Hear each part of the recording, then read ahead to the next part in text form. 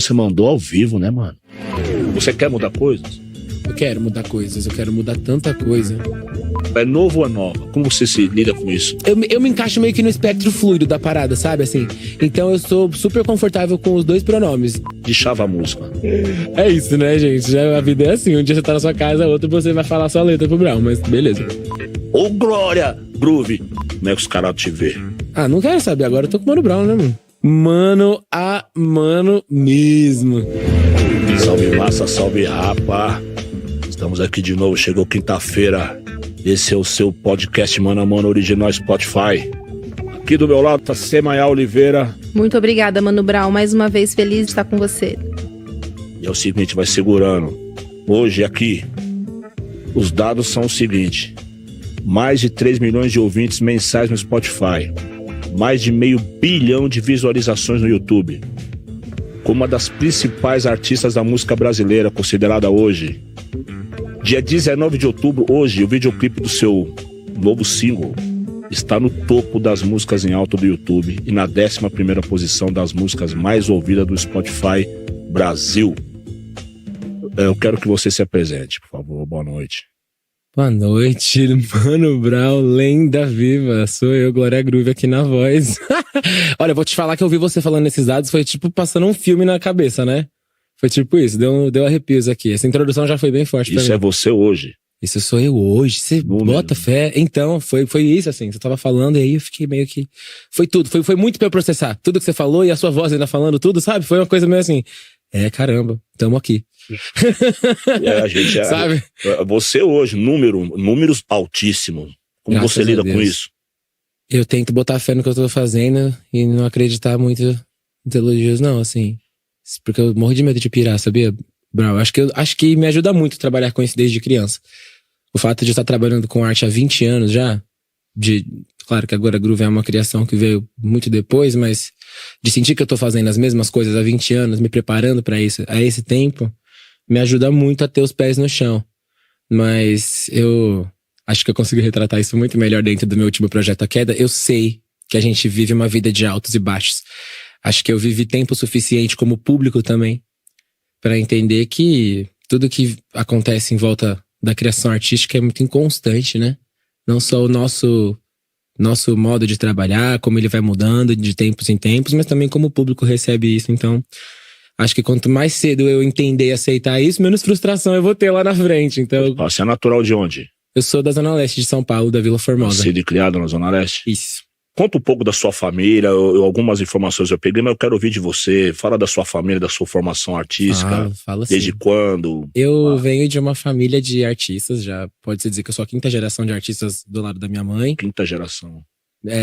Meus avós se conheceram no circo. Meu avô era acordeonista, pianista, e minha avó fazia força capilar. Essa é a história maluca. Força capilar seria? Quando a mulher é suspensa pelos cabelos, e faz acrobacias no ar. E seu avô? E meu avô era acordeonista e pianista do circo. Ah, ele fazia o som ao vivo. Fazia o som ao vivo, era o meninão, era o apelido do Valdemar. E tipo a sonoplastia ali pro palhaço cair. Tipo isso, fazer todo aquele bom. Imagino que era essa a pegada, sabe? Você teve música dentro de casa desde muito cedo. Era o Valdemar e a Lourdes, Maria de Lourdes. E o nome da minha avó no circo era Gina. O nome artístico dela era Gina.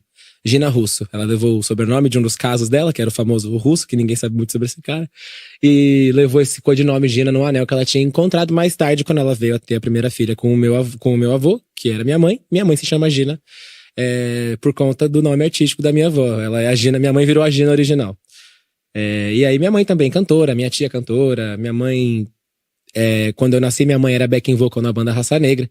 Imagina, eu nasci em 95. Lembra como que era o Raça Negra em 95? O auge 95. Então, eu sambei muito tipo, diretamente do útero, assim, porque minha mãe fez o show até onde não dava mais. Sua mãe é backing vocal do Raça Negra. Sim. Pô, é muita coisa. É muita coisa. E desde então, né? E claro, ela teve uma época de pausa ali, a partir dos meus 6 anos de idade, ela abraçou muito a minha vida, enfim, ela queria recuperar o tempo que ela não teve comigo nessa primeira infância, por estar ralando muito, né? É o drama do pai e mãe artista, que eu tenho certeza que você sabe como é. Não é sempre que você tá num aniversário, numa data importante de escola. Então, tipo, isso era uma coisa que pra ela fazia muita falta e pra mim também. E foi nessa mesma época que eu comecei a trabalhar. Então ela passou de artista pra profissão mãe de artista em pouquíssimo tempo. Você é artista de circo também? Não pode se dizer que eu sou artista de circo, mas eu sou artista de teatro. Foi na Teve adolescência contato com que o eu... tive contato com o circo em uma das peças, que foi o Corcunda de Notre Dame. Foi muito legal, os ensaios aconteciam dentro do circo. É um negócio que me encanta muito, que me fascina demais, né? Acho que é uma escola também para muitos atores. Acho que todo ator em processo teatral passou pelo clown, pelo exagero, por essa linguagem teatral do exagero, né? Da tragicomédia, do palhaço. Eu acho que isso é uma linguagem que todo mundo se identifica. Primeiro ator, é.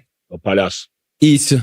E eu acho que sempre houve muita conexão entre eu e esse conceito, assim. Porque daí, enfim, é isso. Trabalhando desde criança, aos 6 anos eu comecei pela porta da publicidade, tanto dentro da televisão, fazendo comercial, quanto em estúdio de música, né? Gravando as publicidades cantadas. Com quantos anos isso? Com 6 anos de idade. Já tinha afinação? Já cantava bem? Já cantava afinadinho, pô, já era muito bom. Tem registro? Tem algum lugar que a gente pode ver?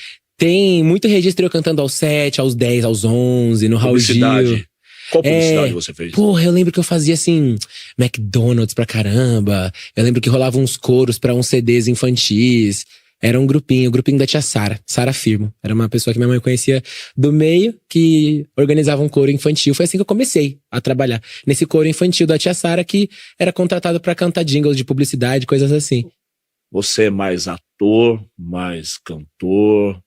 Você dança também? Hoje as coisas estão se misturando muito, né? Porque eu uso tudo isso demais no meu trabalho como ferramenta. Cada coisa eu uso em um momento e em algum tipo de intensidade. Mas a música sempre se sobressaiu. Todas as portas. Você dança desde quantos anos? Eu danço desde os 7. Desde que aconteceu. Pra dançar nessa época. Essa coisa de dançar. Porque tem uns dançarinos também, né? Tem uns caras, né? Minha primeira diva não era muito dançante. Foi a Mariah Carey, mas as duas outras pessoas que eu curtia muito depois já tinha mais dança. Era Usher, sempre curti muito Usher. Tipo, o cara pra mim era a maior referência de dança, assim, possível, sabe? Aí, claro, minha mãe, cantora, com referências, me fez entender que o estilo de dança do Usher provinha muito do Michael Jackson, do Prince. Minha mãe sempre teve ali, sempre foi bom ter uma mãe cantora com boas referências, porque toda referência que eu via que eu gostava, ela me dava a referência anterior a isso, sabe? Ela tem essa referência do funk, soul? Tem sim, porque é isso, né? Minha mãe, apesar de ter trabalhado no pagode esse tempo todo, o gosto da cantora Gina Garcia, quando ela tava cantando na noite, o trabalho dela no circuito de casas, né? Casas noturnas de música ao vivo, que era uma coisa muito forte em São Paulo, nos anos 90, então ela viveu muito disso também, era essa escola dos anos 70 e 80, do pop romântico. O repertório da minha mãe dentro do carro é Alfa FM, Antena 1 total, sabe assim? Então a minha escola junto com a minha mãe é essa. O meu nome é Glória Groove porque minha mãe já foi vocalista de 2 bandas com Groove no nome. Tinha a Groove Machine, que é a galera que acabou depois abrindo, trabalhando com a Gloria Gaynor, e tinha a galera lá de Indaiatuba, que era Grooveland. E as 2 bandas eram repertórios muito isso, anos 70, que eles gostam, né? Batizou com o nome das duas. Eu quis trazer. O nome da minha mãe é Gina Garcia. Também, né? Então as iniciais dela são GG. Minha mãe é GG também. E eu sabia que meu nome drag tinha que ter as iniciais da minha mãe. Aí eu puxei Glória, tanto desse contato com a Gloria Gaynor, eu acabei conhecendo a Gloria Gaynor por conta disso, né? Da Groove Machine ter trabalhado como banda. Ela é demais, né, mano? Fui no show da Gloria Gaynor numa casa aqui em São Paulo, cara. E na época, eu acendi um baseado dentro do... Em fração de segundos, o ar-condicionado levou para todos os espaços possíveis. Só que a gente ficava balançando o baseado debaixo da mesa para não fumaçar, e deu tempo de curtir o show, a Vera. E no final do show, a gente foi lá pegar um autógrafo da Gloria Gaynor. E ela muito... Eu, meu amigo Nelson e a minha amiga Vitória Rios, que na época era DJ da rádio Alfa FM. História. Só fazendo história. Que fita, hein, Brau? Fui lá conhecer a Gloria Gaynor. Então, mano, eu lembro dela no ensaio. Minha mãe me levou no ensaio, né? Um dos últimos ensaios, assim. Eu devia ter 8, 9 anos. E aí ficou na minha cabeça isso. A Glória, vamos conhecer a Glória. E aí ficou na minha cabeça essa coisa. A Glória é uma cantora famosa de fora, todo mundo... sei lá, acho que isso ficou muito na minha cabeça, né? Então Glória vem disso. E também com o contato que eu já tive muito com a igreja evangélica. Eu tive passagem por esse espaço também, assim, durante um período de tempo da minha vida. E tudo é dando glória, né? Ô, glória, tá glória, glória, não sei agora. Então, acho que glória era uma coisa à minha volta. E Groove veio disso, da referência musical da minha mãe. Sabe assim? Do que ela gostava de ouvir quando ela não estava trabalhando no pagode. O nome ajuda, o nome traz mais glória. É isso que você acha? Então, a força das palavras, eu também acho. Eu acho. Eu sempre quis um nome que fosse bem universal. Glória, eu gosto do fator de que glória não é só um nome. é uma sensação, assim. Eu gosto muito de definir dessa forma. Para as pessoas é um nome feminino, mas para mim Glória não é uma sensação de glória, grito de glória. Glória é uma coisa que você sente também. Então não é necessariamente só um nome. É uma sensação. E é assim que eu me sinto, sabe? Me colocando como alter ego, no caso, né? Não como criador. Como é isso, essa coisa do alter ego? Eu ouço muito falar, mas não sei. Se alguém me perguntar como é, eu não sei dizer. Ué, o Mano Brown é alter ego total. É? O Mano Brown é alter ego Como do Pedro é o Paulo. alter ego? Eu acho Explica que isso. é o canal que você cria pra se comunicar com seu público, né? Certo. Quando você cria uma plataforma. Acho que é isso que acontece. Essa é a relação que eu tenho com Glória Groove na minha vida. Esse acontecimento chamado Glória Groove, que envolve, sim, a arte drag, mas envolve um combinado de várias outras coisas. Tenho falado muito sobre isso, não pra apontar, como muita gente tem entendido, que eu pretendo parar com isso a qualquer momento. Não é sobre isso. Eu tenho muitos sonhos a serem realizados ainda, como a criação Glória Groove. É só pra dar a entender pras pessoas que eu tenho entendimento de que isso é uma construção, de que isso é uma criação, de que eu não sinto que isso me caracteriza ou que isso me restringe. Eu quero sentir daqui pra frente e sempre como essa criação me potencializou, né? Me deu novas possibilidades, porque é o que aconteceu mesmo. A Glória Groove é um personagem imortal ou ele pode deixar de existir que nem assim, e nascer um outro personagem? Tipo o P. Diddy, né? Que é o Puff Daddy um dia, aí... Tipo o o Snoop Prince. Dogg. Não, agora é Snoop Lion. É o Prince. Não me chame de Prince, me chame de aquele número, aquele símbolo ali. Isso. Tipo o Kanye agora mudou o nome pra EA. Agora o Kanye vai chamar só EA. Ele falou. E aí? EA. YA. Ele falou que vai ser o nome dele. Não sei se é muito sobre isso, sobre a falta...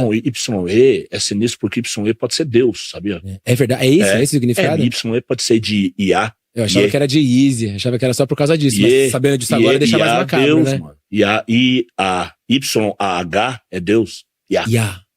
Caramba, Ele, que fita, eu não sabia não. Você vai manjar. Pois é, mano. Oh. Tem muitos artistas que entram nessa onda de mudar o nome, né, durante a trajetória. Acho que no meu caso nem sobre muito a coisa do nome, não. Eu acho que a Glória Groove, acho que respondendo a questão, eu sinto que Glória Groove agora já saiu do meu controle. É uma criação que vai ultrapassar aí o tempo, porque acho que quanto mais o tempo passa, mais eu acabo contribuindo pra cultura a um nível que vai fazer efeito a curto e a longo prazo, concorda? Mas eu não acho que vai ser esse o meu formato de eterno. Adquirir prazer artístico pra sempre. Mesmo porque a gente tava conversando antes e eu vi que você é um cara que tem muito talento em muitas coisas, em várias coisas. Todo mundo tem que agradecer desde cedo, não é? Todos os reservas tá Por na exemplo, volta do Penta. dublador. Vem, filho. Isso é O verdade. dublador é fascinante. Quando eu soube que você era dublador, eu falei, nossa, que foda. Você viu ele Porque eu sou chamando, né? músico A também. gente tava muito E eu próximo sei que um do você é outro, foda né? na Eu música, lembro mas quando que falou o eu cara é jogava dublador, eu falei, no nossa, isso é dele, foda. Dublau. Não que a música seja de menos valor, mas é difícil, como é que é isso? Cara, a dublagem, pra te falar começar- a verdade, o entrou na problema é minha vida Se vocês não logo for, em vai ter seguida, 12, né? porque eu Meio que vou- anexo a essa ligado? porta da publicidade Aí cantada. Acabou indo todo mundo. Porque esse grupo de trabalho foi me levando a outros compromissos, onde o coro aparecia e tal. E pouco tempo depois, a pessoa que nos chamava passou a trabalhar em dublagem, a tia Sara. Tia Sara, um beijo pra ela.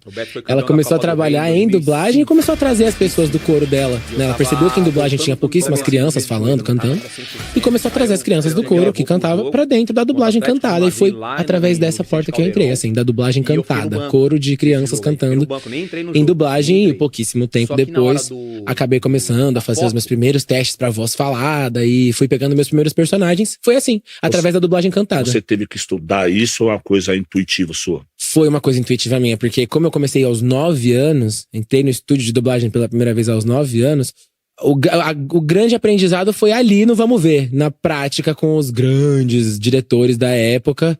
Então, naturalmente, assim, depois dos 13, 14, meu trabalho já tava num flow diferenciado, de aprender como fazer dentro. Inclusive, Brown, pra te falar a real, tudo na minha vida sempre aconteceu assim, sabe? Sempre me jogando na experiência primeiro, vendo tudo na prática, e quando eu vi já tava rolando. Quando eu vi já tava acontecendo, eu tava inserida no contexto, e com dublagem não foi diferente. Então, considerando que eu, de fato, parei de dublar esse ano, em 2021, foi que eu cessei, de fato, as atividades enquanto o Daniel Garcia dublador, não fechando assim a porta para trabalhos em dublagem, como Glória Groove, é claro. Que eu contabilizei aí, porra, aí parei pra pensar, né, de fato, quanto tempo, cerca de 16, 17 anos da minha vida dedicados a isso, porque Dublagem. a dublagem, porque poxa, da pré-adolescência pra vida adulta. Essas empresas de dublagem existem ainda? Versão brasileira, Dublação, Guanabara, existe ainda essas Muitas empresas? fecharam. Essas, as principais que a gente lembra, a versão brasileira, Herbert Richards. Herbert Richards mais famoso, né? era um grande estúdio lá no Rio de Janeiro que fechou nos anos 2000. Versão brasileira, Alamo, AIC São aqui Paulo. em São Paulo. A AIC virou a BKS depois. Tem alguns que mudaram de Rio direção. de Janeiro, era Rio de Janeiro? Não, a Alamo era aqui em São Paulo, lá na Rua Fidalga, lá na Vila Madalena. E... Qual que era Rio de Janeiro? Herbert Richards, Belarte... porra, não vou saber falar todos os nomes das casas. Mas era legal quando o filme ia começar, versão brasileira, AIC, São Paulo. Herbert Richards, Aí um tá ícone. valendo, agora pita o árbitro, começa o filme, né? Marcou uma época, porque tudo que a gente assistia era dublado, né? Desde desenho, Sessão da Tarde, assim, a dublagem brasileira é uma das melhores do mundo. Você gosta muito de cinema? Adoro. Assiste filme muito? Já assistiu muito? Queria ter tempo de assistir mais atualmente, mas já assisti muito filme, hein? Tem vontade de ingressar na carreira de cinema? Tenho muita vontade de ingressar na carreira de cinema. O que falta? Não sei, falta o tempo. O tempo, a oportunidade, a ideia, a sacada boa, algo que realmente vale a pena focar energia nisso, mas eu quero muito, sim, eu sempre deixei muito assim explícito isso, Brown, como eu quero me explorar de diversas maneiras. Quanto do cinema tem a ver no Glória Groove, quanto tem de cinema no seu som, não digo o clipe, porque o clipe é cinema, certo? Eu digo na sua... Na minha concepção figura, artística, né? Sua figura. Demais. As coisas caminham muito lado a lado, assim. O cinema, né? Qual que é o porque quando você fala cinema, eu penso em apelo visual. Existe um e personagem poético, no né? cinema, assim, que fala, esse personagem é foda pra caralho. Quem é o personagem? A Harley Quinn, pra mim, a melhor de todas. Quem? Tudo pra mim. Arlequina, eu amo demais. Eu não era de assistir muito filme de super-herói, não. E eu tô amando assistir. Tipo, Esquadrão Suicida. A música que a Drica fez comigo, com a Carol, entrou no 2, né? E aí eu fui assistir, já tinha visto mano, eu descobri que eu amo muito aquilo ali, tipo, é muito da hora. Como é que tá a Carol? Não, assim, tá eu bem? ri por causa disso, é uma referência muito escrachadona, né? Carol tá bem? Carol? A gente se falou faz pouco tempo agora, essa semana, né, depois do lançamento do vídeo, ela viu, reagiu. Muito legal colher essa reação dela, porque de fato, assim, tipo, a história dela puxa muita referência pra esse projeto. E, cara, o que eu vou falar da Carol, mano? É uma pessoa que sabe quando você conhece uma pessoa que você sempre foi muito fã e é muito mais legal do que você imaginava? Então, mano, essas são as experiências que eu tenho pra falar sobre a Caroline na minha vida. Na minha trajetória, ela é isso. Caroline? Caroline. Nunca ninguém fala. Né? Olha. Bonito também, né? Bonito pra caramba. Pô, é uma pessoa que me levou pro palco do Rock in Rio, sabe? Assim, Caroline, então, tipo... Não é Carolina. Caroline de Curitiba. Caroline, olha, tinha que ser, né? Joada. Muita referência, então, que delícia, né? Eu acho que só pra fazer um comentário pra conectar, a Carol foi a primeira convidada, né, do Mano a Mano. E naquele rolê de falar muito sobre o que aconteceu, falar sobre ela como artista completa como um todo, mas sobre aquilo que aconteceu do cancelamento, né? E a queda vem muito pra dizer, né, um pouco sobre essa cultura do cancelamento, né? Eu acho que esse talvez seja um pouco da mensagem que até comentou, a gente estava conversando antes, que fez com que a queda fosse a subir, A queda subiu. É verdade, é verdade. Assim, a música fala muito acerca disso. E muito vem da minha impressão como público também, eu acho. Do que eu presto atenção, do que eu consigo sentir da minha experiência como uma pessoa que tá também vendo o que acontece, saca? Eu acho que eu consigo ter a sensibilidade de prestar atenção também em como o ódio acaba afetando a trajetória, o desenvolvimento artístico de outras pessoas. A minha volta, juntando isso, somando isso com as poucas experiências que eu também tive acerca desse fato, sabe? Assim, acho que nunca é sobre o ódio, é sempre sobre o que você consegue fazer com ele, sabe? O que você opta fazer com aquilo. Ou você com tanto talento, né, com inteligência, assim, essa inteligência artística, sobrevivência adquirida ao longo da vida. Quantos anos você tem? 26. Jovem? Sou de 95. O que eu queria perguntar pra você, com tanto talento, essa inteligência, essa absorção que você tem do mundo e transforma em arte, em roupa, em cabelo, em óculos, toda essa roupa que você tá usando bonita, que lembra Elton John. Tu curte Elton John? Amo Elton John, amo Boy George, amo Prince, amo as referências que, enfim, né, pavimentaram todo tipo de sucesso aí que a gente também Elton John é consegue fodão, adquirir hoje é muito fodão, muito fodão. Referência grande pra Lady Gaga, que é uma grande referência minha, percebe? Eu sempre fui em busca disso, assim, de... Cara, eu gosto muito desse artista. De quem que esse artista gosta? Isso hoje você tá parecendo sempre... Elton John jovem. Uau! No auge, né? Mas o Elton John era mais disso. brancão, né? Ele era inglês, né? Era inglesão, assim, tipo... Você se diz o quê? Eu não sei, eu acho que a pauta muda muito a cada espaço que eu me situo, assim. Quando eu fui pra fora eu senti isso diferente, mas no Brasil eu sou lido como uma pessoa branca, eu acho. Eu te venho como branco. Porque no Brasil a gente fala disso como tonalidade, né? A conversa racial no Brasil, quando um americano fala a white person, ele tá falando de um conjunto de acontecimentos e de causas sociais que faz o cara ser lido como uma pessoa branca. No Brasil a gente fala aquele branquinho, né? Tipo, é o mais claro da turma. Tipo.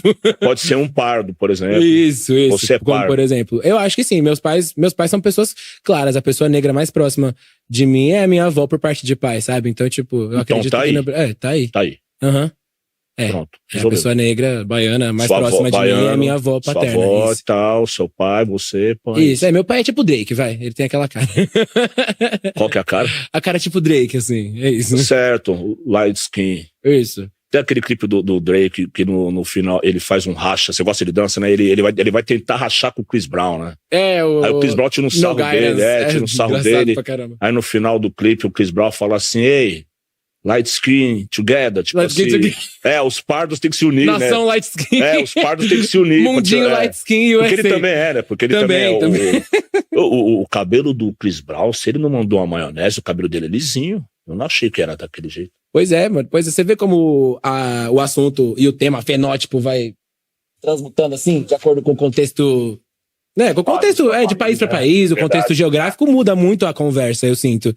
E como o Brasil é um quintalzão da miscigenação no mundo, acho que quanto mais as temáticas vão chegando, a gente vai aprendendo a se adequar, assim. Eu acho que existe esse perigo da gente tentar pautar a nossa conversa a partir do ponto de vista norte-americano. Acho que isso pode ser um negócio que não vai atrasar mais o lado da conversa. Mas eu vejo, sim, a tensão que se cria por conta de eu ser socializado como uma pessoa branca e meu trabalho tem inúmeras referências pretas, assim, sabe?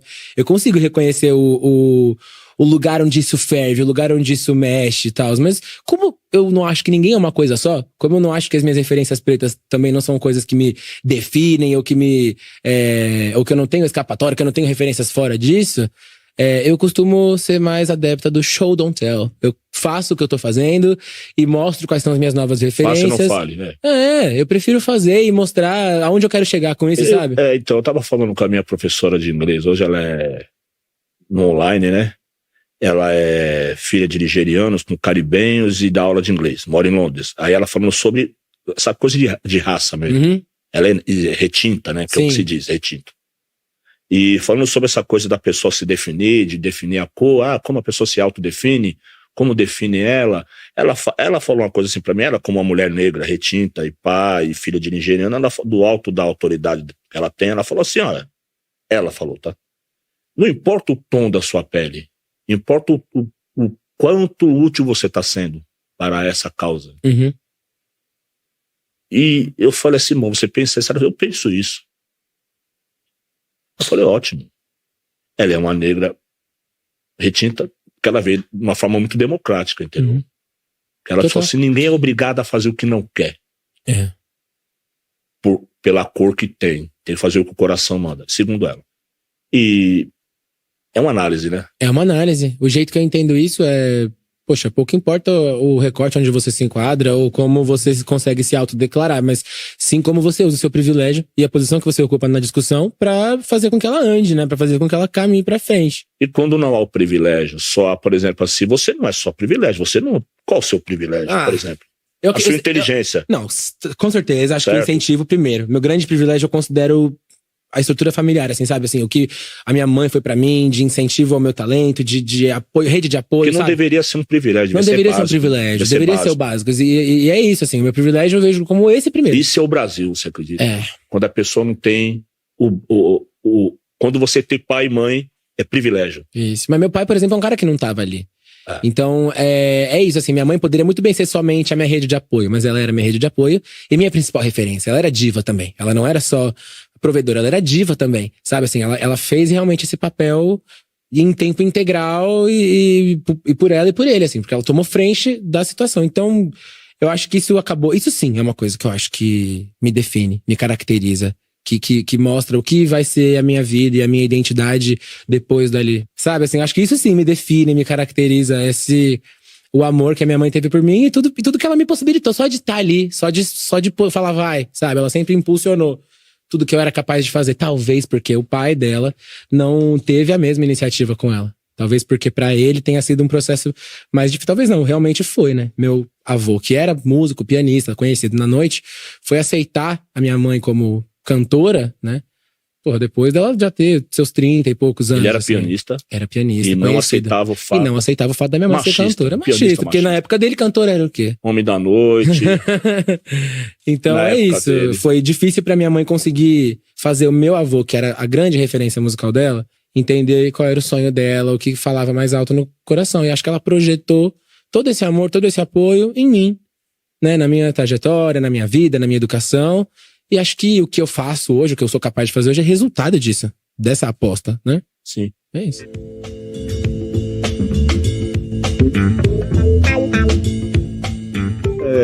Você é um jovem com essa versatilidade. É um cara que canta, atua, dubla e dança. Um jovem que pode ser muito útil, né? Assim, você entende que às vezes o Brasil é um país que ele subutiliza os seus jovens, ou subaproveita. Eu vejo na TV o que eles falam sobre o jovem, não é sério, né? Entendeu? Entendo, sim, consigo ter esse entendimento, sim, claro. Eu acho que, inclusive, a gente tem que começar a entrar aí numa busca, né? Pra gente retomar o bom na nossa geração, né? Porque, mano, naturalmente, pelo andar da carruagem, a geração que se segue aí, né? Os que estão saindo da pré-adolescência, entrando na adolescência, estão pegando um residual de um clima muito tenso. Socialmente falando, tudo assim. Tudo que tá acontecendo tá tenso, tá complicado, né? Eu fico muito assim, na minha cabeça, acho que essa minha mente de querer ser adolescente pra sempre. Eu fico pensando na molecadinha que perdeu o terceirão, que perdeu o segundo, sabe? Assim, por tudo que a gente passou, né? Quanta vida que essa galera queria ter visto, queria ter vivido. E eu fico, sim, preocupado com a saúde mental, com a integridade física dessas crianças. Eu tenho medo dessa criançada estar buscando escapismo em muita coisa que não precisa. Sabe, assim, tipo, bate aquela neura de verdade, assim, tipo, o que será que vai ser? Fala o escapismo. Gostei da palavra. A galera tá se drogando muito, né, Brau? Escapismo, tá. Eu vou nos lugares, assim, eu vejo a galera se colocando num nível que eu falo, gente, que isso? Parece que eu tô em Londres? O que tá acontecendo? E, assim, não sei se porque se quando eu tinha essa idade não era esse meu rolê, não era isso que eu fazia, não era essa a minha paixão, não era essa a minha pira, se pra mim isso acaba configurando como algo que me assusta um pouquinho, de perceber que tem uma galera que deposita toda a expectativa da diversão da noite realmente nisso. Pode ser que seja. Pode ser que eu esteja virando a tia da colheita feliz já, e é isso aí, sabe? Tipo, pode ser que eu já esteja estranhando algumas coisas. Mas eu associo, assim, não tem como não associar o tanto que eu sei que a galera tá doente, tá mal, né? E um pouquinho perdido, naturalmente perdido, depois de tudo que a gente tá passando como humanidade. Um pouco nisso, de jogar um pouco assim, falar, porra, será que a galera tá muito mal e muito assim, sem saber pra onde sair, e é isso que tá acontecendo? Eu quero muito. Eu acho assim, acho que eu retomaria mais o jeito que você colocou, assim. Você colocou de um jeito muito interessante. Quando você falou que, porra, como que você disse? Que o jovem não tá sendo subaproveitado, tá sendo subutilizado. Os talentos. Né? E tipo, como que a gente faz pra mudar isso? Por exemplo, semana passada eu tava de frente pra Ludmilla. Analisando ela, empresária e tal, comando a empresa com muitos funcionários e música rolando, carreira andando, projeto, carreira nos Estados Unidos, gravações, números altíssimos também. E uma mulher jovem, vindo da periferia. Eu fico pensando se não fosse a música, né? Se não fosse o funk, no caso dela ali, o bailinho que ela começou lá na comunidade dela. Aquele primeiro que abriu o primeiro espaço para ela, se não fosse aquilo ali, que às vezes é um lugar discriminado, um lugar desprestigiado. Eu também comecei cantando em lugares que eram marginalizados, que eram os que me aceitavam. Eu também era o marginal, né? A gente frequentava lugares de pessoas marginalizadas pela sociedade. Marginalizado no sentido de estar à margem dos direitos e da dignidade mesmo. Sim. Na luta sozinho contra o mundo, né? Ela também veio disso. Como é que foi a sua luta? Qual que é a sua luta? É muito da hora você fazer essa pergunta, porque muita coisa só começou a fazer sentido pra mim, assim, como artista, e o motivo pelo qual eu digo que pra sempre drag vai ser uma coisa que mudou minha vida e minha perspectiva, né? É isso. Eu não tinha certeza de qual era a minha luta, de qual era o meu texto antes Explica de pra nós descobrir o que é o drag, você falou. A drag queen é uma figura milenar, né? Acho que a arte drag, ela se origina na Grécia Antiga, sabe? Assim, nos primórdios do teatro, quando os homens tinham que representar as mulheres, porque as mulheres não podiam subir ao palco, né? Então ele se origina até mesmo de uma raiz bem machista, mas que acaba se estabelecendo depois como uma das grandes formas de expressão artística, né? Traçando aí meio que uma conversa eterna, um namoro eterno entre a cultura drag e a cultura pop. Sendo coisas que se conversam e se retroalimentam, né? Constantemente.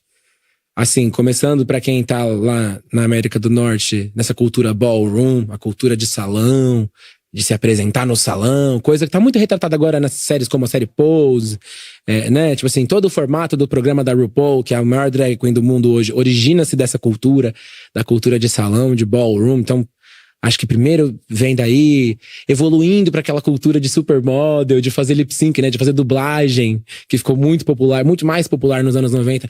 Então a cultura drag vem dando saltos exponenciais, assim, com o tempo. Salvo algumas épocas onde questões sociais afetaram demais o desenvolvimento disso, né? Nos anos 80 a gente vinha isso eu falo tudo a partir disso, tudo que eu me preocupei em fazer, né? Tipo, pra entender aonde eu me situava nesse rolê, né? Quem sou eu na fila do pão chegando agora, sabe? Assim, então eu vejo que, por exemplo, nos anos 80, a gente vinha num salto de coisas boas. Várias paradas legais, assim, o mundo entendendo a arte drag, né? A transformista. Eu lembro bem dos anos 80. Então você sabe que tinha essa vibe o glamour, tinha, né? Também.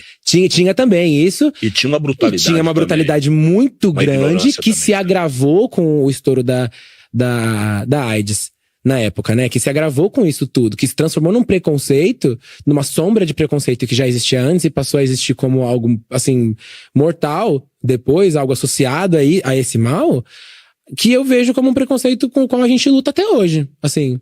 A gente, eu, a Pablo, assim, as pessoas que não estavam lá, mas que hoje representam isso, E que deve ser uma luta de todos. De todos. É assim que eu entendo que a gente passa por esse processo e que a gente sofre a sombra do preconceito de algo que... Não é uma doença que escolhe. Não mesmo, nunca foi. E assim, hoje a gente tem controle sobre isso. Hoje o Brasil é referência no tratamento de algo como isso, assim. E pra mim, foi muito impactante, na real, entender o impacto que esse acontecimento teve na trajetória artística, na trajetória social da nossa comunidade, de como a gente se comunica, sabe? Assim, isso... Você é casado. Sim. Isso mostra muito do seu perfil. Você é um cara de família. Eu não sei. Eu tenho velhas em Sagitário. Eu sempre sou a piranha dos meus relacionamentos. Não, mas por exemplo, você é casado. Assim, você leva a sério o casamento? Levo, mas eu tenho medo dessa caixinha também, sabe? De tipo, olha, a família brasileira, me amem porque eu sou um gay comportado. Não, lógico que não, mas por exemplo assim, não, perfeição não. Porque muito do preconceito que se atribui, você falou de AIDS. Muito do preconceito que se atribui o nosso recorte tem a ver com o mito da promiscuidade, né? Eu entendo isso, eu vejo como isso nos afeta. Só que a preocupação e o foco não é fazer de tudo. Eu não acho, desculpa, eu sou uma artista que se vale da sexualidade e da sensualidade como forma de expressão também. Na sua arte. Na minha arte. Então eu não acho que é sobre ficar lutando contra esse estereótipo, não. Acho que se você acha que isso é uma coisa que me define, desculpa, o problema tá dentro da sua cabeça, sabe? Assim, a sexualidade tá aí pra ser explorada e ser vivenciada fora dessas caixinhas de comportamento. Eu não acho que eu tenho que ser um exemplo de como eu exerço a minha sexualidade de forma moral e romântica e pautada numa... Não acho, eu acho que eu quero viver isso. Nem 8, nem 80. Não, equilíbrio é tudo. É um café, é um baseado pra você ficar só... Sim, acalmar e acordar. Isso. Não é assim. Isso eu aprendi com a tia Sandra, tia da minha amiga Sabrina. Não adianta você sair de uma caixinha pra querer entrar em outra. Sabe assim, se não for pra expandir, se não for pra você, não tem que nada, a gente não é obrigado a nada. eu nem quero, assim, sabe? Assim, eu me interessa um respeito que é coletivo e que me inclui na discussão como um ser humano, sabe? Que me inclui. Acho que é por isso que a gente vem sempre traçando esse caminho pra ficar cada vez mais confortável em sociedade, pra ficar cada vez mais tranquilo, pra sentir que aquele espaço é cada vez mais meu, não me sentir o bichinho estranho de novo, mais uma vez, né? Isso pra mim significa, o segundo ano do ensino médio, sabe? Assim, Da continuidade é o que importa. É isso aí, assim. Eu acredito muito mais nisso. Eu não acho que eu preciso ser um exemplo de uma moral incrível pra que se dê uma credibilidade maior às pessoas que vivem no meu recorte. Será que é sobre eu ter essa pressão? Eu lembro quando a Rita Lee ela começou a fazer músicas contestando a política nas músicas. Uhum. O que foi que aconteceu? De repente tudo ficou muito politizado mesmo, mas é também efeito de uma luta. Opa, Rita Lee foi uma pessoa que foi presa grávida, né? Essa temática, eu hesitei em entrar nela diretamente, assim, por realmente não achar ela tão importante quanto a tua carreira. Mas eu entendo também que é uma informação que se leva. É sim. Eu acho que eu achei os meus meios, tá ligado? De tipo, conseguir falar o que me interessava, o que pra mim era importante de expressar no momento que eu tava percebendo. Como, por exemplo, assim que eu cheguei, que eu adentrei o cenário drag, né, a cena drag, eu investia na Glória Groove o dinheiro que eu fazia durante a semana trabalhando em dublagem. Então eu sabia o nível do investimento que era pra estar bonita no sábado, só pra eu sair bonita, só pra alguém me ver e falar, quem é você? E eu falar, eu sou a Glória Groove. Eu sabia o quanto tinha custado só pra eu estar ali. E aí, quando eu comecei a perceber o quanto que os donos, os organizadores de festa estavam dispostos a remunerar de volta por isso, né? Veja bem, a maior preocupação e a maior ofensa poderia não ser nem comigo, porque eu tinha o meu trabalho rolando ali na parte da tarde, que ia continuar rolando mesmo se eu não estivesse ali. Aí fiquei pensando, e as gatas que vêm aqui fazer só isso? Que vem aqui linda, maravilhosa, faz a festa acontecer, porque as drags estavam trabalhando em absolutamente tudo, né? Na porta como hostess, na pista animando, no DJ set, não sei o que. Aí entra que faz performance, aí vem aqui e serve, não sei o que. Eu falo, tá, sem elas a festa não acontece e o cara jamais vai remunerar do jeito que ele remunera a artista que ele chama de fora pra vir se apresentar aqui. Falei, então que merda que tá acontecendo? Eu tinha acabado de chegar numa cultura, aí foi isso, né? Eu tinha acabado de tentar entrar pela porta da frente de uma cultura, percebi um nível de injustiça ali relacionado à grana, sempre a capricorniana prestando atenção no malote, né? Falando, o que vocês estão fazendo que sair? Não é bem assim. Eu sei quanto eu investi pra estar aqui. Então, eu comecei a falar sobre isso nas primeiras letras. Que foi, eu associo esse momento a quando o compositor chegou. Eu não escrevia os bagulho antes de ser a Glória Groove. Eu tive que me olhar no espelho enquanto essa persona muito louca, pautada no universo feminino, que fez eu libertar a gay afeminada que reprimiram quando eu era criança, mas juntando com tudo que eu já tinha virado até aquele momento e se transformar num acontecimento artístico, assim, sabe? Tipo, é a chegada do Daniel compositor junto com isso, porque as coisas começaram a fazer sentido. O fato de eu poder escrever com o pronome ela me dava liberdade, eu não precisava mais ter desconforto com falar sobre atração sexual por meninos, não tinha mais problema falar sobre as minhas vontades e sonhos, porque já era lúdico de qualquer jeito, era que nem tá brincando de The Sims, sabe? Então, tipo, deu essa liberdade, deu esse desprendimento. E aí, com o Alter Ego chegando o desprendimento, abriu-se uma caixa de temas que eu poderia explorar, um deles sendo isso que eu mencionei agora, assim, essa injustiça que eu notei adentrando o meio, e falei, ei, peraí, vou jogar umas linhas sobre isso aqui. E com isso entra uma coisa que nos une muito, nesse caso, o hip hop. Nisso entra a ferramenta do rap, sabe? Assim, nisso entra a hora que eu olhei e falei, tá bom, eu realmente vou fazer esse bagulho. Como que vai ser? Como que eu vou... Que jeito que eu vou achar? Tipo assim, eu sei que eu sei cantar estilo brother, que eu sei cantar estilo gospel, que eu sei cantar um monte de coisa. Eu sei que o que me define é cantar. Eu sei que essa ferramenta é minha e que isso... Eu vou dar destaque pra isso. Mas que mais? Que jeito que eu posso... Assim, qual que é outra referência minha que vai garantir que eu me destaque?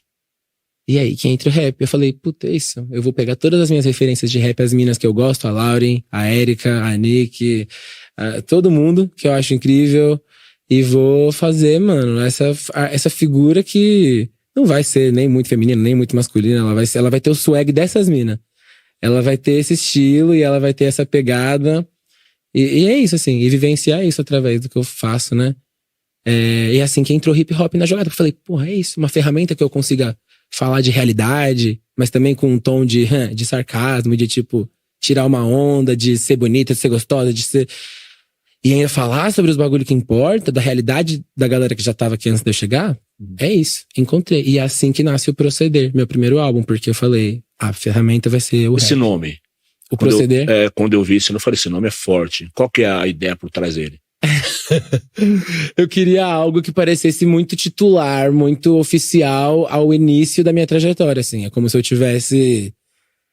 tivesse olhando com binóculo o futuro, assim, entendendo que aquele álbum, no futuro, representaria, assim, qual que é a minha primeira ideia, qual que é a minha origem, tipo assim, quem sou eu quando você aperta minha mão, quando você me conheceu, assim, sabe? Eu sei que eu vou me referir pro resto da minha vida àquele conceito como o meu proceder, sabe? Assim, esse é meu proceder, sabe? É daqui que eu venho, essa é a origem das minhas ideias, por quê? Porque as ideias desse álbum marcam a origem das minhas ideias artísticas, marca o nascimento do alter ego, marca o nascimento de quando eu me senti confortável com a caneta. Então é claro que é o meu proceder, né? Tipo assim, foi assim que nasceu a vontade de que esse fosse o nome. Que eu falei, pô, isso aqui vai ser o fundamento. Essa música que você lançou há 4 dias, a letra é sua? É. Deixava um pouco. A Queda? Essa música, A Queda. A Queda. Sucesso, né? Sucesso. Quase 6 milhões no dia de hoje. Quase 6 milhões no dia número de hoje. altíssimo. E subiu 27 posições. Eu acordei hoje de manhã e tinha subido 27 posições no Spotify. Foi Então, louco. a música que já caiu no consenso, já caiu no gosto da massa. Deixava a música. Explica um pouco. É isso, né, gente? Já, a vida é assim. Um dia você tá na sua casa, outro você vai falar sua letra pro Brown, mas beleza. Deixava a música. A Queda começa assim. Respeitável público, um show tão maluco, essa noite vai acontecer aqui, a gente vai armar um circo. Então, eu me coloco na posição de um picadeiro que tá apresentando esse circo dos horrores. Verdade, esse clipe é todo circense. Certo. Tem isso. Vai mais, fala lá.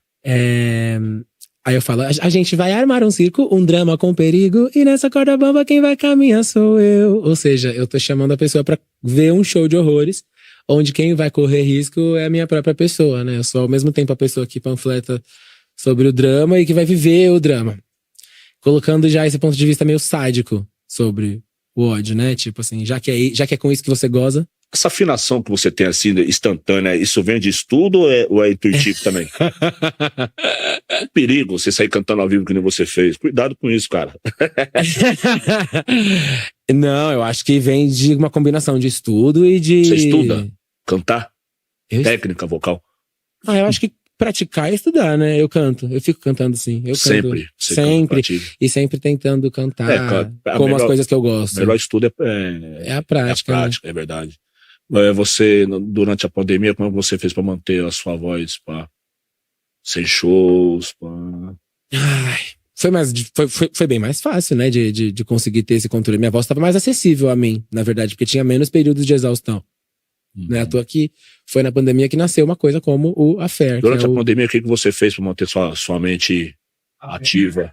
Eu fiz o Affair, que foi meu EP visual de R&B. Eu juntei 5 faixas de R&B que eu tinha. Esse estilo, né? O R&B é música romântica, né? Essa música que enfim, puxa a referência do pop romântico, americanizado ali, nessa família. Eu acho que é um estilo que vem amarrando, assim, sabe? Meu gosto musical desde a infância. Aquilo que eu falei, minha primeira diva foi a Mariah Carey e tal. É louco que ele tá falando uma coisa muito louca, que é o seguinte. Apesar a essas alturas parecer americanizado, eles pegaram muito da nossa música pra fazer esse R&B que eles fazem hoje. Ah, pra caramba. O que é pagode, da bossa né? Pagode nova, é o eles nosso pegaram muito da bossa né? nova.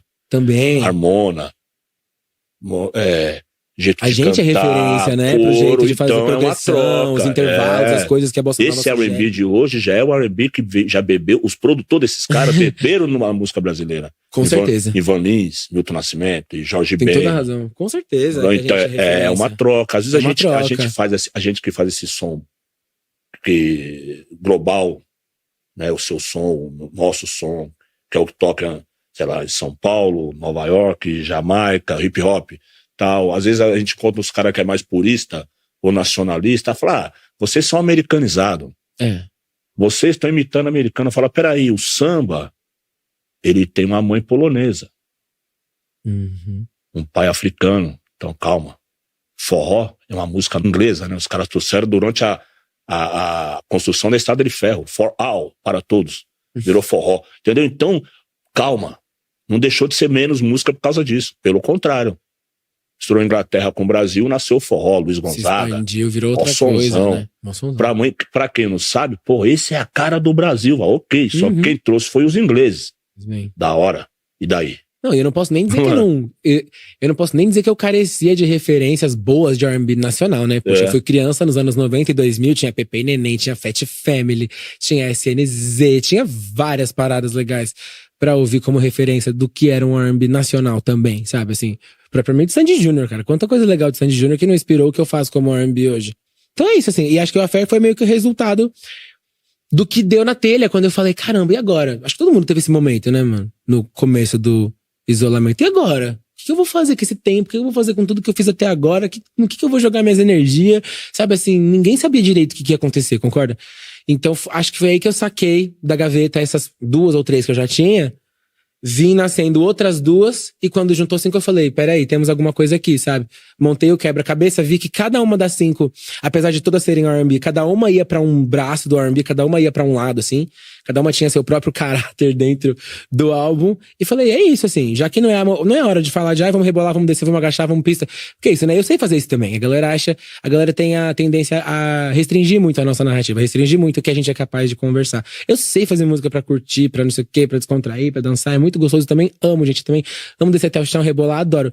Mas, tipo assim, eu consigo também falar de coisas que importam, né? A queda é uma prova disso, sabe? Assim, eu acho que o importante é você ter repertório pra fazer isso tudo. Então, como nessa época a sacada não era realmente fazer nada pra pista, porque não tinha pista, eu olhei pra dentro e falei, porra, eu tenho que fazer uma coisa que faça sentido pra mim agora. E desde Madrugada em O Proceder e Apaga a Luz, na época dos singles soltos, os fãs sabiam dessa ferramenta aí do R&B e clamavam, assim, sabe? Pelo momento que eu ia dar atenção, que eu ia botar o foco nisso, assim, dar esse presente e falar, ó, se eu fosse focar um momento nisso ia ser assim. E foi isso que esse EP foi. E meio que revivendo agora, né? Todo um boom do Affair por conta do Lud Session.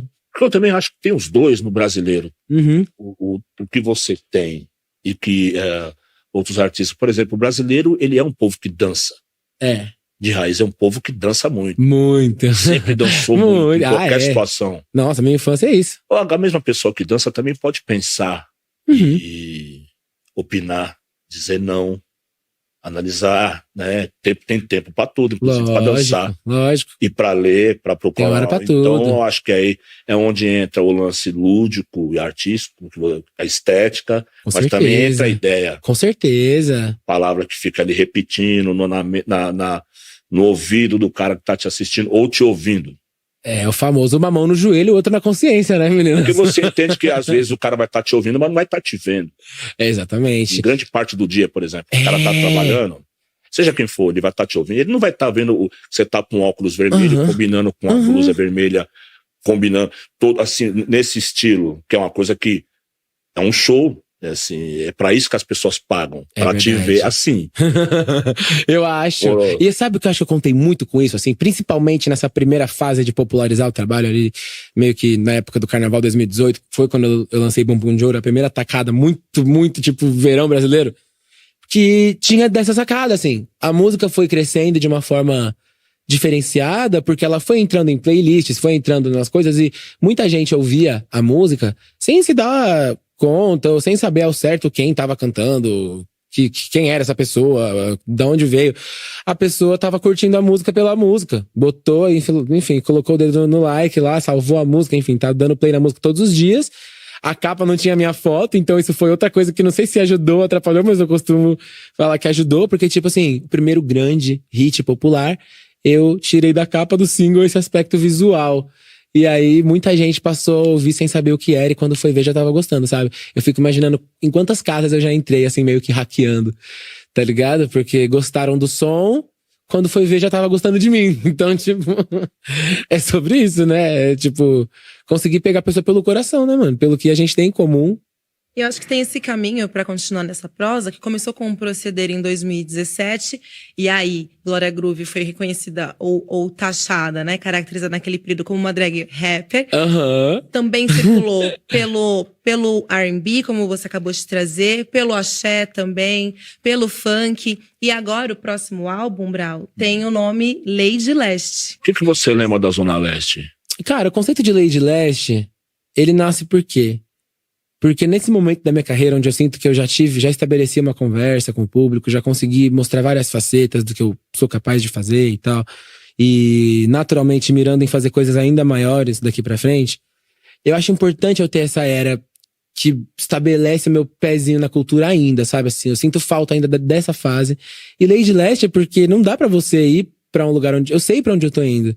Mas eu quero dar a entender que eu sei de onde eu vim. Que eu sei muito bem de onde eu vim, sabe? Esse nome, metade em inglês, metade em português, pra mim significa isso. Claro, a referência do nome vem das ladies que eu gosto, assim. A Stephanie Germanotta é a Lady Gaga.